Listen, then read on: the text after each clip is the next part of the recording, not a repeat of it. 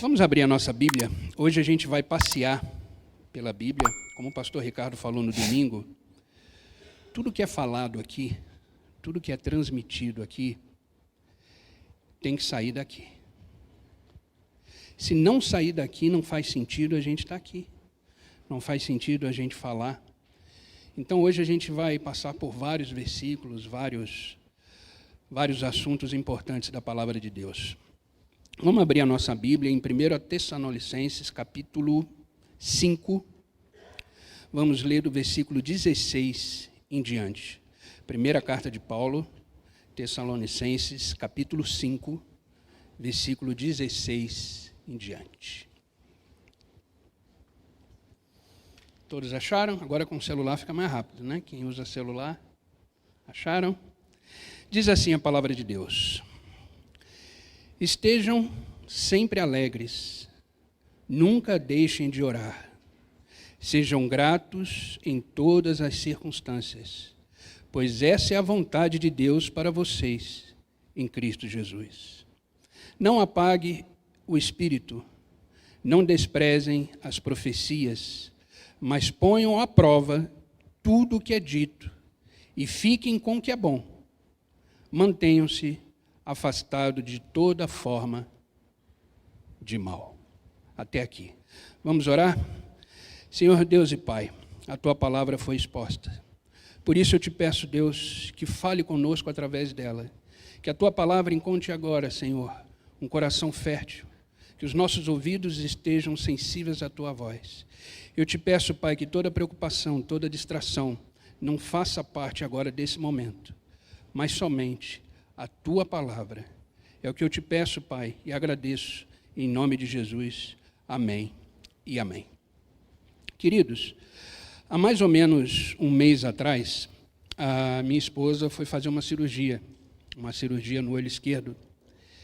E a cirurgia deu tudo certo, graças a Deus, mas ela teve algumas recomendações médicas. E uma delas é que ela não podia cozinhar. Sobrou para quem? E é uma coisa que eu não sei fazer muito bem. Mas eu tentei fazer aquilo que eu sabia. E eu na cozinha sou um desastre, né? Primeiro porque, não sei se vocês já perceberam, mas eu tenho as duas mãos trêmulas. Às vezes falam assim, mas você está nervoso, pastor? Não. Você bebe, pastor? Não. Mas as mãos, elas ficam um pouco trêmulas. É da natureza. Meu pai é assim, minha irmã foi assim. Minha família toda tem um pouco das mãos trêmulas. Agora imagine um cara desse na cozinha temperando uma comida. Você vai pegar o sal, você vai colocar pimenta, né? Mas a minha esposa, do outro lado, falava assim, olha, coloca ingrediente tal, coloca para fazer o molho tal coisa, e ela não podia ficar perto do fogão, porque a fumaça do fogão nos olhos, e eu lá prestando atenção nos ingredientes, e ficou, ó, show de bola a comida, né? Nem ela aguentou, mas ficou legal. Por que eu estou falando isso? Porque a nossa vida com Deus, o nosso dia a dia com Deus, a gente precisa ter alguns ingredientes na nossa vida para que a gente possa viver uma vida de vitória. Uma vida vitoriosa a cada dia. E o tema da nossa mensagem hoje é ingredientes para uma vida vitoriosa. E a gente vai perceber nesses pequenos versículos que a gente leu de Paulo, que ele deixou aí alguns ingredientes para que a gente possa ter uma vida vitoriosa. E a vida, na verdade, ela se resume ao momento atual. A vida não foi o que passou, a vida não é o que virá, mas a vida é agora. Você aí sentado, você está vivendo o agora. Você não tem como viver o amanhã e você não tem como viver o que passou. Ou seja, a nossa vida são momentos que a gente vai vivendo diariamente quando eles chegam até nós. E como a gente consegue viver esses momentos? Porque quando a gente acorda de manhã, eu não sei vocês, mas o que a gente costuma fazer? A gente costuma planejar o nosso dia. Tem gente que planeja na noite anterior, tem gente que acorda e fala, eu vou fazer isso, eu vou executar isso, eu vou sair para trabalhar. Quem trabalha com vendas fala, eu vou precisar bater uma meta hoje, eu vou precisar, enfim, planejar todo o meu dia. Então, quando a gente começa o dia, já está tudo esquematizado. Mas a gente precisa ser honesto com a gente. Nem sempre acontece aquilo tudo que eu planejei. Nem sempre acontece aquilo tudo que eu programei. E a gente precisa, para vencer esses dias que de repente saem do nosso controle, para a gente vencer esse dia, porque a vida só acontece na rotina, só acontece no dia a dia, a gente precisa ter alguns ingredientes fundamentais para que a gente possa atravessar esse dia que o Senhor colocou na nossa frente. E para que a gente possa terminar esse dia de forma vitoriosa, a gente tem que prestar muita atenção nesses ingredientes que o apóstolo Paulo deixou bem claro na sua carta. E o primeiro ingrediente que eu quero deixar hoje aqui para a nossa reflexão é a alegria. Faça da alegria uma decisão contínua. Se você observar no versículo 16 que lemos, diz assim, estejam sempre alegres. Mas aí surge uma dúvida. Se o dia que eu planejei saiu fora do meu controle, porque de repente, no dia que a gente está vivendo, você recebe uma notícia que não é legal. De repente, acontece alguma coisa que saiu fora do seu controle, ou você não estava dentro do seu script. E aí você fala, como é que eu vou continuar esse meu dia desse jeito? O primeiro ingrediente é a alegria, porque a alegria não tem a ver com as circunstâncias que a gente vive. A alegria não tem a ver com os recursos que a gente tem. A alegria não tem a ver com o que eu penso ou o que eu acho sobre esse dia que eu estou vivendo. Por quê? Porque as circunstâncias mudam, o que eu penso muda, os meus recursos mudam. E como é que eu consigo manter essa alegria, esse primeiro ingrediente que Paulo deixou bem claro para a gente? Como? A gente precisa entender que a nossa alegria ela está fundamentada numa pessoa. A base da nossa alegria está fundamentada numa pessoa. Entenda que a alegria não é sentimento. Alegria não é emoção. Alegria é um estado de espírito. A alegria é a forma que a gente vai olhar para a situação que veio ao nosso encontro. E a primeira coisa que a gente precisa entender sobre a alegria é o seguinte: o Senhor é a base e o motivo da nossa alegria. Quem é esse Senhor? Jesus Cristo. Ele é a base e o motivo da nossa alegria. Olha o que está escrito no Evangelho de João, capítulo 15, versículo 11. Diz assim: eu lhes disse estas coisas para que fiquem repletos do quê? Da minha alegria. Sim, sua alegria transbordará. Então, é através do Senhor que a gente consegue ter essa alegria contínua. Esse estado de espírito de encarar a vida, de encarar o momento, seja ele qual for, de forma alegre. Eu não sei se vocês já viram, mas existem pessoas que você sabe que ela está totalmente destruída, só que ela está com um sorriso no rosto. Por que será? Porque ela não está focando nos problemas, mas ela entende que a base da alegria dela e a fonte da alegria dela é o Senhor. Então nunca esqueçam disso. O Senhor é a base e o motivo da nossa alegria. Em Filipenses também fala sobre isso, capítulo 4, versículo 4, diz assim: alegrem-se sempre no Senhor. E Paulo reforça ali, repito, alegrem-se. É no Senhor que temos que ver o motivo da nossa alegria. E Salmos capítulo 16, versículo 11 diz assim: Tu me mostrarás o caminho da vida e me darás o quê?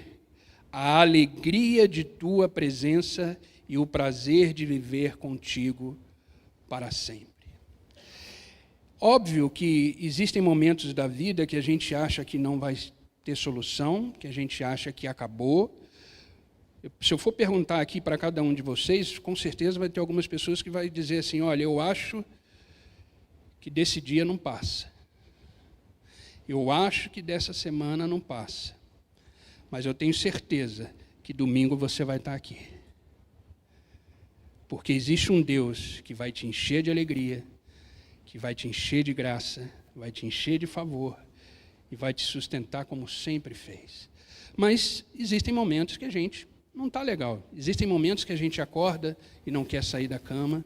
Existem momentos que a gente planeja e nada acontece. Existem momentos que a gente ora e Deus permanece em silêncio.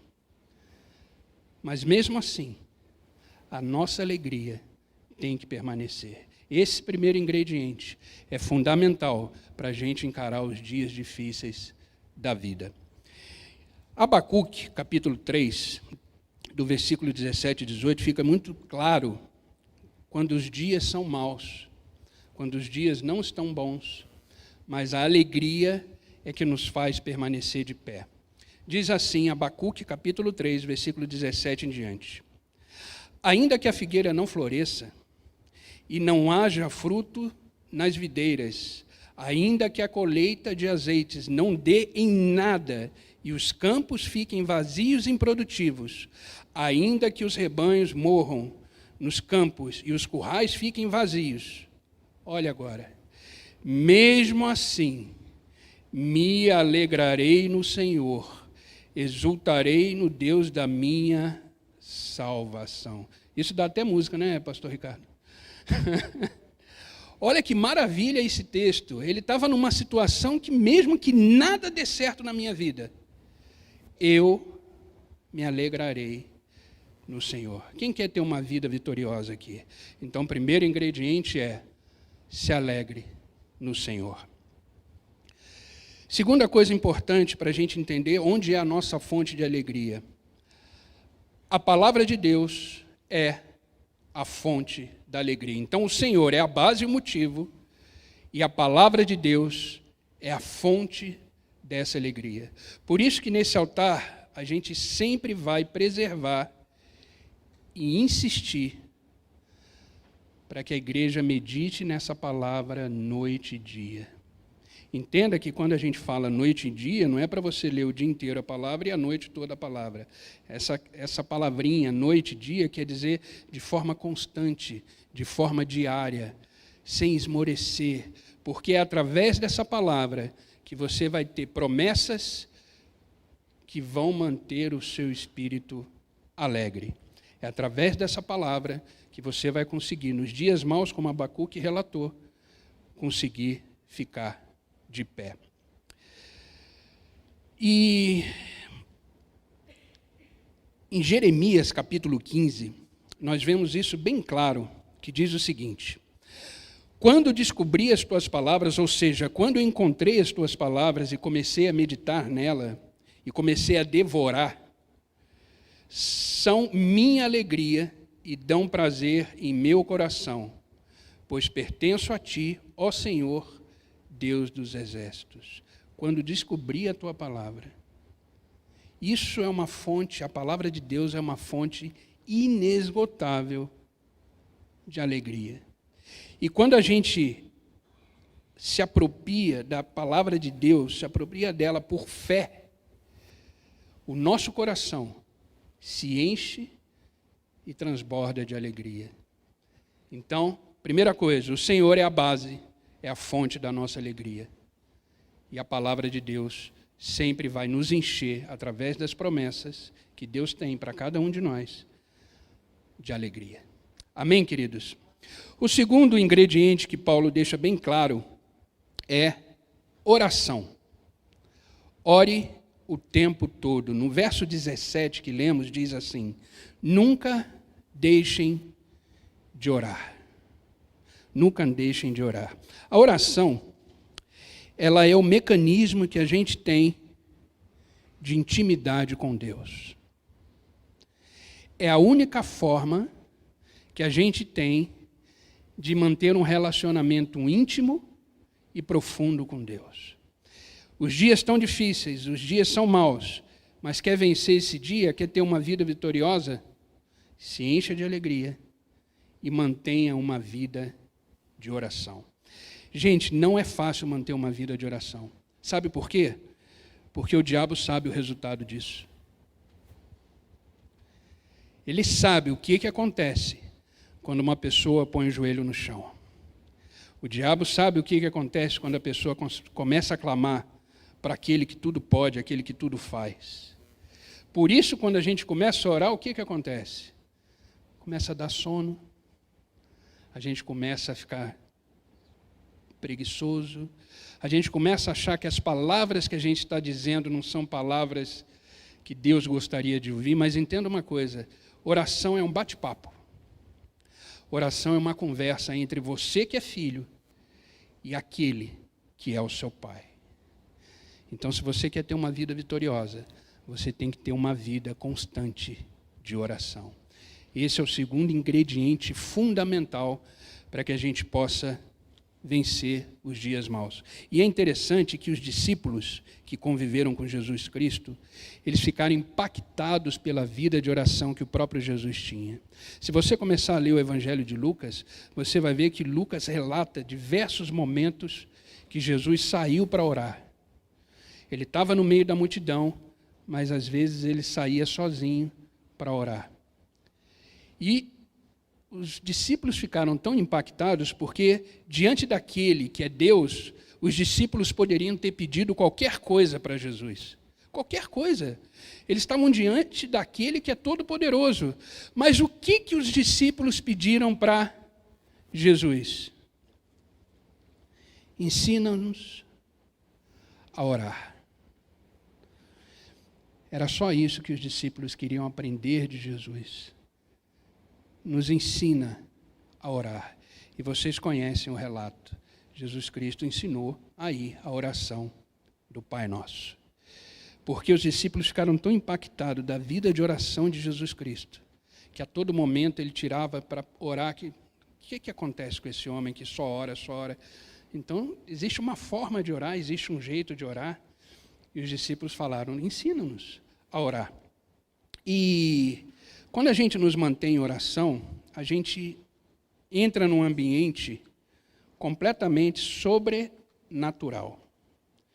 Como a gente sempre fala, a gente entra num ambiente onde tudo é possível, onde tudo pode acontecer. Porque a gente está diante daquele que é soberano, daquele que tem poder para realizar, daquele que tem poder para fazer acontecer naquilo que você não vê mais saída, naquilo que você não vê mais esperança, naquilo que você não vê mais, inclusive, razão de viver. Às vezes o desespero é tanto que a pessoa não vê mais a razão de viver. Mas quando ela se coloca em oração, ela entra num ambiente sobrenatural. E se prepara, porque a partir do momento que você começa a orar, tudo pode acontecer. Tudo pode acontecer. E quando Paulo diz orar o tempo todo, ele diz orar sem cessar. O que significa essa palavrinha, orar sem cessar? É orar todo dia. Todo dia. Não importa o horário, não importa o momento. Se você sentiu aquela vontade de orar, pode estar certo que é o Espírito Santo que está te chamando para orar. Ah, não senti nada. Não tem problema, reserva um horário no seu dia, vai em algum lugar. Eu confesso que quando eu tinha escola, eu tive uma escola de informática para a terceira idade, junto com a minha esposa, a gente teve essa escola uns 10 anos mais ou menos. E como era para a terceira idade, chegou a pandemia e o público que era da terceira idade sumiu. Lógico, porque foi no início da pandemia o público mais atingido. Mas durante esses 10 anos, todos os dias, eu me trancava no banheiro da escola para orar. Todos os dias. Nos momentos bons, quando fazia a matrícula, eu vibrava e orava para agradecer. Nos momentos ruins, quando não tinha matrícula nenhuma, eu falava, Senhor, e agora? Mas eu entrava no banheiro da escola e orava a Deus todos os dias. Então, gente, a oração ela é um estilo de vida. E o ser humano, por natureza, ele só ora quando o calo aperta. Ele só ora quando ele não vê saída. A gente precisa entender que tudo começa em Deus. Então, qualquer coisa que você for fazer na sua vida, qualquer decisão que você for tomar, sempre ore antes. Entregue para Deus qualquer situação que você for viver, seja ela qual for. Então, orar sem cessar significa todos os dias você separar um momento para orar. Agora, entenda uma coisa. Orar não precisa ser necessariamente ficar falando palavras e você pode orar mentalmente. Você está no trabalho, você está andando na rua, você está fazendo alguma coisa, mantenha-se conectado com Deus mentalmente. Começa a andar na rua e falar assim, Senhor, obrigado. Obrigado pela minha vida, obrigado porque eu estou aqui hoje indo para o meu trabalho, obrigado porque, hoje isso não deu certo, obrigado, Senhor, que eu possa tirar daquilo que não deu certo uma coisa boa. Mas isso mentalmente, mantenha o seu foco com Deus, porque Deus disse, estarei com vocês todos os dias, então todos os dias ore, porque Ele está ali. A oração, ela é fundamental. Eu separei uma frase aqui, que eu confesso para vocês, eu não sei o autor, mas a gente vai lendo e vai pesquisando, e eu dei de cara com essa frase e eu achei muito interessante. Diz assim, o ato de orar determina muitas vitórias na nossa vida e nos leva a reajustar a nossa sintonia com Deus. Nunca esqueçam disso. O ato de adorar, essa atitude, entenda que orar é uma decisão. Orar não é um discurso. Orar é você se colocar diante de Deus e conversar com o seu Pai. O ato de orar determina muitas vitórias nas nossas vidas e nos leva a reajustar a nossa sintonia. Essa palavra sintonia é a mesma coisa que comunhão. Essa comunhão com Deus. Então a gente precisa orar, a gente precisa estar sempre nessa postura de oração. E outra coisa importante sobre orar é que orar sem cessar significa orar o tempo todo, que foi o que eu acabei de falar sobre a questão do pensamento.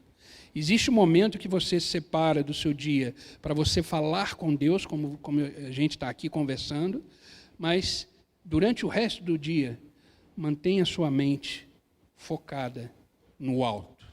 Mantenha sua mente focada em Deus. Quando eu trouxe uma palavra aqui, numa outra quinta-feira que eu falei sobre durante os vales da vida, eu comentei que o que nos tira do vale, o que nos mantém prontos e animados para sair do vale, é essa comunhão com Deus através da oração. Entendam isso, a oração ela move o coração de Deus. Deus diz, clama a mim que eu responderei. Eu sou resposta para você. Eu sou resposta, mas Ele quer ouvir, entenda. Deus ama ouvir a minha voz e a sua voz, Ele ama. Qual é o pai que não ama ouvir a voz do filho? Quando o filho começa a falar, que você começa a escutar a primeira palavrinha que ele fala, né? O meu filho, a primeira palavra que ele aprendeu foi papai. Né? E quando eu escutei ele falar papai, eu falei, que maravilha. Agora imagine Deus olhando para a gente e ver a gente ajoelhado, ou enfim, de qualquer jeito, porque não existe... Sabe qual é a postura da oração? Sabe como você deve se colocar diante da oração? Com fé. Essa é a única postura da oração, é a fé. Pode ser deitado, pode ser de joelho, pode ser andando, pode ser trancado num banheiro, pode ser em qualquer lugar, mas a sua única postura na oração é a fé. E quando Deus começa a ouvir a sua voz, Ele se enche de alegria, porque Ele está ouvindo o seu filho dizer, Pai. Por isso que a oração que Jesus Cristo ensinou começa como? Pai nosso que estás no céu. Quando Deus ouve isso, imagina a alegria de um pai ouvindo essa voz. Então, gente, ore. Não fique calado, Deus quer ouvir a sua voz. E orar em pensamento é você sempre trazer para a sua memória aquilo que vai te animar, aquilo que vai te manter motivado, aquilo que vai fazer você pensar como resolver os problemas na ótica de Deus, na perspectiva de Deus. Jesus Cristo disse, no mundo passais por aflições, mas tenha ânimo. Esse ânimo a gente só consegue através da oração. Só através da oração. E Jeremias, que foi um profeta que sofreu muito, ninguém escutava a voz de Jeremias. Jeremias literalmente profetizava para os ventos, porque ninguém queria saber das profecias de Jeremias. Tanto é que o livro que ele escreveu chama o quê? Além do livro próprio dele de Jeremias, chama o outro Lamentações. E algumas pessoas chamam ele de profeta chorão.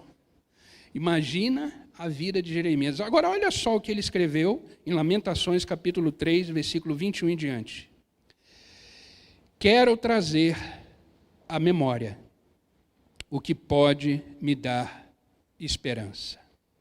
As misericórdias do Senhor são a causa de não sermos consumidos, porque as suas misericórdias não têm fim, renovam-se a cada manhã. Grande é a tua fidelidade, a minha porção é o Senhor, diz a minha alma, portanto esperarei nele. Então, quando você está andando e orando em pensamento, você está trazendo à memória aquilo que te dá esperança. Você está trazendo à memória aquilo que vai te animar a vencer esse dia. Então, a oração é um ingrediente fundamental para a gente ter uma vida vitoriosa. Amém, queridos? E o próximo passo do orar sem cessar, é perseverar na oração. Como eu falei no início, orar não é fácil. Como o diabo sabe do resultado poderoso que tem na oração, ele vai fazer de tudo para que você desanime, que você perca o foco. Não sei se já aconteceu com vocês, mas às vezes eu faço devocional todo dia de manhã muito cedo. Muito cedo. Né? Algumas pessoas aqui da igreja acompanham, então das 6 horas da manhã eu entro online no meu Instagram e faço um devocional. Mas se eu não tirar coisas de perto de mim, eu começo a olhar, começo a me distrair, porque o diabo sabe que se ele tirar o meu foco, eu não vou aproveitar aquele momento de devocional. Então, queridos, vai tirar um momento de oração, desliga o celular, se isola. Como a palavra diz, quer orar a Deus, vai no seu quarto, tranca a porta, ora em secreto, que Deus vê em secreto o seu clamor. Então, a gente precisa tomar cuidado com as distrações no momento da oração. E perseverar é se no primeiro dia você não saiu nada da sua boca, você não conseguiu orar como você gostaria, você não conseguiu ter um momento com Deus, no dia seguinte, repete o processo. No dia seguinte, comece de novo. Jesus Cristo deixou muito claro, ele ensinou aos seus discípulos, que eles devem orar sem desanimar. Se vocês olharem no Evangelho de Lucas, ele conta uma parábola, Jesus inicia uma parábola, que a gente costuma dizer que é a parábola da viúva persistente, perseverante. E ele começa a parábola dizendo assim, Lucas capítulo 18, versículo 1. Jesus contou aos seus discípulos uma parábola para mostrar-lhes que deviam orar sempre e nunca desanimar. Gente, a perseverança, ela é fundamental. Entenda que a vitória da vida, ela só acontece na perseverança. Ela só acontece no processo contínuo e diário. Como eu disse no início, a vida, ela acontece no agora. Então, se você não for perseverante no agora, você não conseguirá manter uma vida de oração. Não conseguirá manter esses ingredientes que Paulo deixa bem claro para a gente. Eu pedi para os meninos separarem uma imagem que retrata muito essa questão da perseverança. Olha isso aí. Às vezes, as bênçãos de Deus estão prontinhas. Na verdade, às vezes não, elas sempre estão prontas. Mas, por algum motivo, você desiste. E olha o que acontece. Ali tem uma mina de diamante prontinha para ser explorada. Mas por algum motivo, por falta de perseverança, o de baixo desistiu. E o de cima continua firme. Ele não sabe, a gente não consegue enxergar a profundidade. Por isso que a gente desanima. Por isso que às vezes a gente desiste.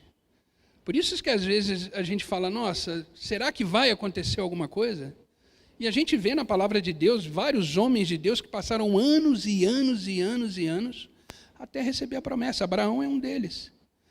Então essa imagem, quando eu falei, nossa, quando eu olhei essa imagem, eu falei, é isso aí. Falta tão pouco, e por algum motivo a gente desiste. Então, queridos, perseverem.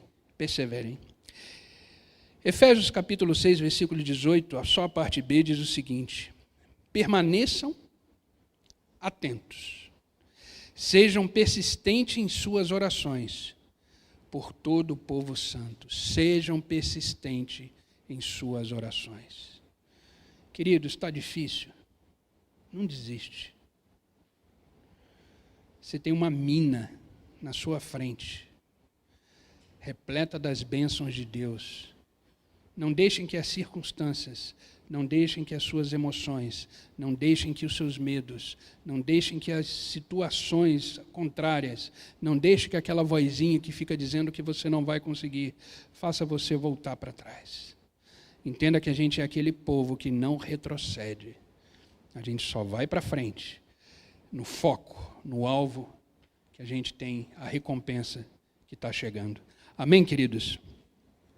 O próximo ingrediente que Paulo deixa bem claro, essas folhinhas sempre é gratidão. Gratidão, manifesta a sua gratidão a Deus em tudo. No versículo 18 diz o seguinte: sejam gratos em todas as circunstâncias. Ô coisinha difícil, né? Como é que no meio do furacão, no meio da turbulência, a gente vai ser grato? Como é que é possível isso? Ser grato a Deus em todas as circunstâncias. Ser grato a Deus em todos os momentos.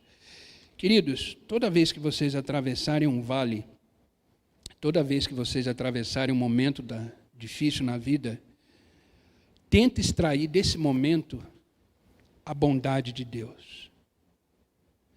Porque a palavra de Deus diz que Ele é bom o tempo todo. O tempo todo, Deus é bom. Então, está passando algum problema difícil? Analise o problema, olhe para ele, enxergue Deus ali. Extraia desse problema a bondade de Deus. Porque nada na vida do Filho de Deus acontece por acaso. Tudo tem um propósito, tudo tem uma razão. Então, olhe para o problema, olhe para a situação, extrai dali a bondade de Deus. Salmo 31, versículo 19 diz assim: como é grande a tua bondade, que reservaste para aqueles que temem e que, à vista dos homens, concede àqueles que se refugiam em ti. Como é grande a bondade de Deus. A bondade de Deus é tão grande porque ela abrange todas as áreas da nossa vida. Todas. Então, qualquer dificuldade que você estiver vivendo ou passando, procure enxergar a bondade de Deus. Eu não sei se vocês conhecem a história de um súdito e do seu rei. Eu contei essa história no meu devocional hoje de manhã. E o súdito e o rei saíram para caçar. Saíram para a mata, o rei, o súdito, e se depararam com um animal perigoso, feroz. E esse animal atacou o rei. O súdito fez de tudo para defendê-lo, não conseguiu. Esse animal atacou o rei. E esse animal conseguiu arrancar o dedo mindinho do rei. Só isso. arrancou o menor dedo que o rei tinha. E o súdito chegou para o rei e falou: nossa, como Deus é bom. O rei ouviu aquilo e se irou de tal forma que ele falou: como diante dessa situação eu perdi um pedaço do meu dedo, ou seja, perdi meu dedo mindinho todo, como Deus é bom. E colocou o súdito na masmorra, porque ele se sentiu ofendido com aquilo que o súdito falou. E colocou o súdito na masmorra.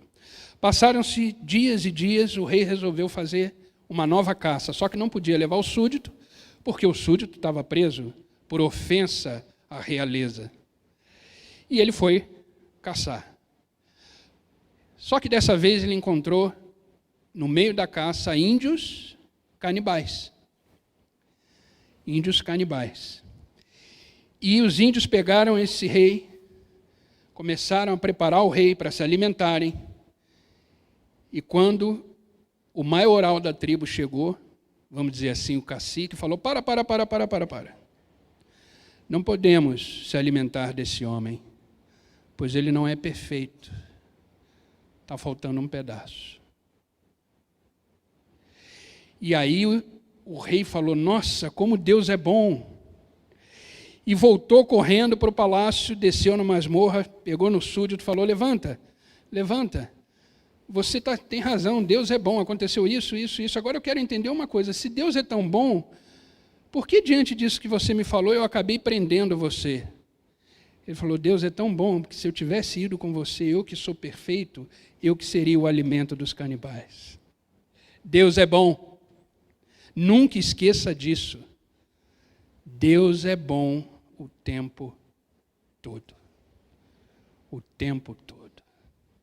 Então, sempre extraia coisas boas daquilo que de mal acontece na sua vida.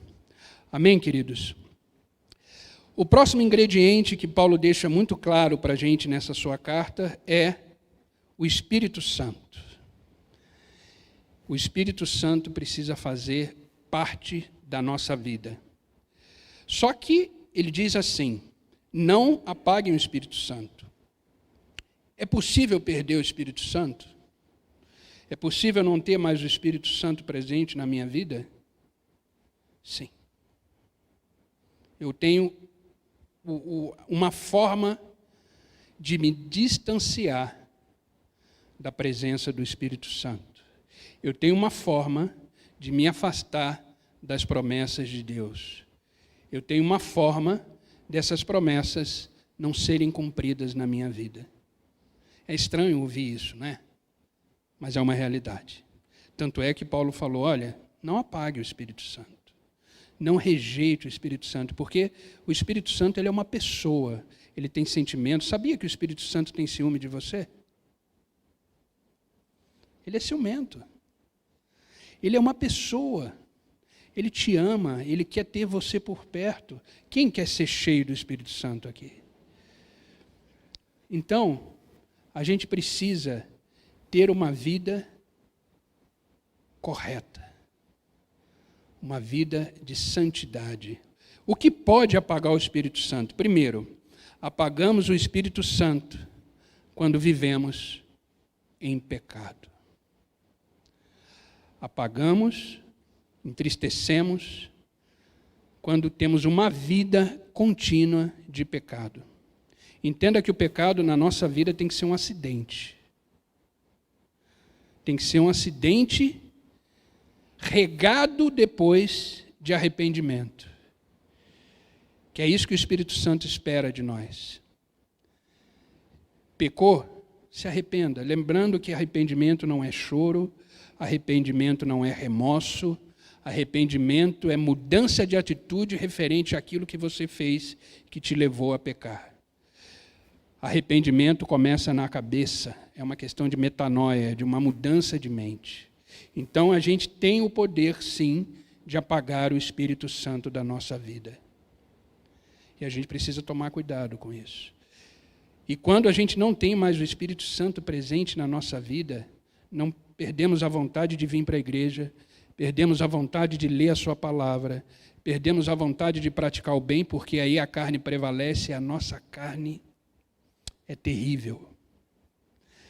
Ela só pende para o mal, ela só pende para o egoísmo, ela só pende para deixar o próximo triste e assim por diante. Então, sem a presença do Espírito Santo, somos verdadeiros animais. Você só é o que você é. Você se acha uma pessoa boa, você se acha uma pessoa que ajuda o próximo, você se acha uma pessoa, vamos dizer assim, legal, é por causa do Espírito Santo. Então a gente precisa tomar muito cuidado com isso, de não apagar o Espírito Santo. 1 João, capítulo 3, versículo 7 em diante, diz assim: filhinhos, eu gosto muito como ele chama, né? Filhinhos, não deixem que ninguém os engane a este respeito. Quando a pessoa faz o que é justo, mostra o que é justa, como ele é justo. Mas quando continua a pecar, mostra que pertence ao diabo. Pois o diabo peca desde o início. Por isso, o Filho de Deus veio para destruir as obras do diabo. Aquele que é nascido de Deus não vive no pecado, pois a vida de Deus está nele. Logo, não pode continuar a pecar, pois é nascido de Deus. Assim podemos identificar quem é filho de Deus e quem é filho do diabo. Olha isso. Quem não pratica a justiça e não ama seus irmãos, não pertence a Deus. Podemos apagar o Espírito Santo? Podemos. Podemos ser filhos do diabo? Podemos. Então a gente precisa manter uma vida de oração, manter uma vida de santidade, fugir do pecado. O pecado deve ser um acidente. Aconteceu, levanta, se arrepende, segue a vida. Deus, ele sempre vai estar pronto para nos perdoar. Sempre, sempre, sempre. Não existe medida no perdão de Deus. Não existe medida. Quantas vezes você cair, ele vai te levantar. Ele só espera que você não permaneça no erro. Lembra quando Jesus Cristo curou?